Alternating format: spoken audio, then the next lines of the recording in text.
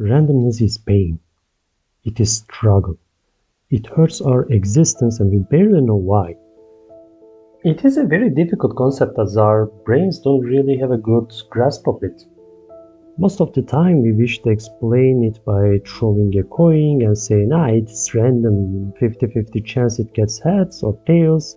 But if we get like 9 heads in a row, our guts will say next one will be tails. Even though the next one will be random, so you lose all of your scholarship money waiting for that one good roll with the slot machine. But what is random and why does it cause pain? I mean, usually even more than we realize it causes pain. Well, can you imagine a random number between 1 and 10? Most people will select 7, which clearly shows a bias towards that number, and I don't know, maybe due to some Egyptian stuff. So our brain, given the command, can't really spit out a random number unlike a computer. Is that really the case? Do we really speak what we think? Do we really have access to every thought we have?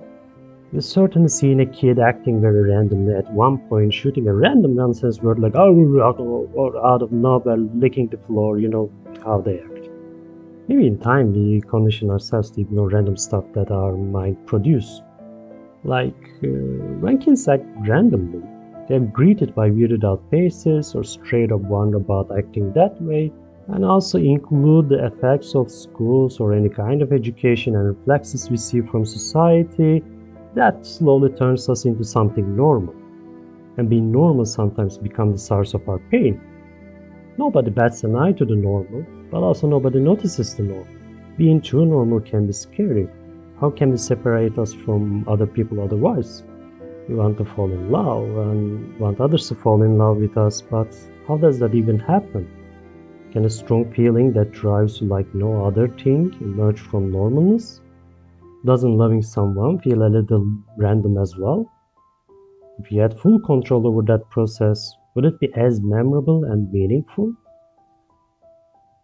Now, with the inclusion of social media, you see many people out there telling what to do, how to act, probably more than actual existing couples. There are influencers that tell you how to be the man, how to be the woman, or how to be in a good relationship, or how to act like, I don't know.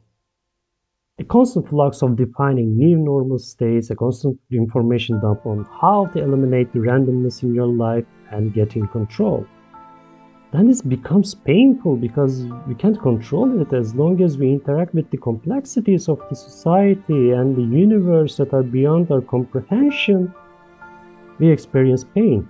In a painful existence, we continue to come up with new definitions, new ways to make our lives meaningful, and new ways to become normal that isn't too normal. Okay, now let's step back a little and talk on the deeper meaning of the randomness. About 100 years ago, which is a very short time for humanity, statistical mechanics and quantum mechanics was introduced into the physics research. Those fields define a lot of stuff with inherent randomness. When we consider a room full of gas, we represent it with a picture of molecules randomly moving and colliding. Since there's an enormous number of those molecules, we can't hold to track all of their histories to say they are indeed not random.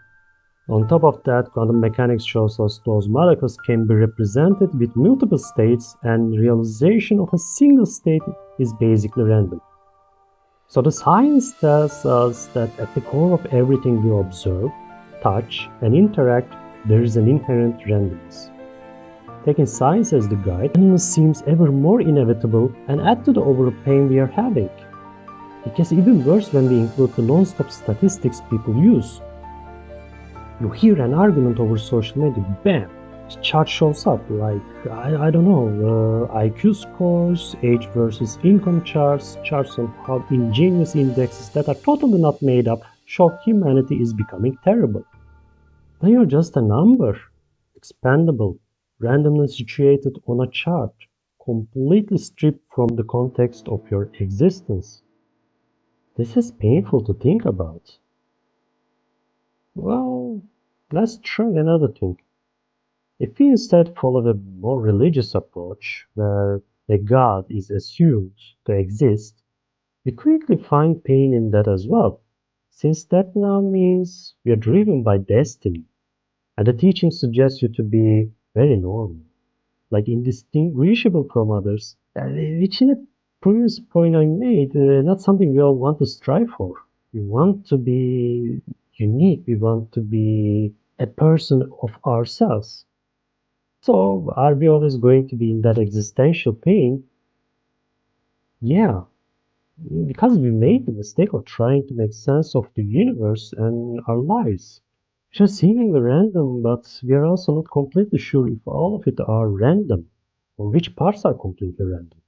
That is the limbo of living. It is not your fault. It is your ancestors' fault. They could have happily lived without education and just chill in a farm, keep hunting. I don't know. It was a great idea was to question randomness.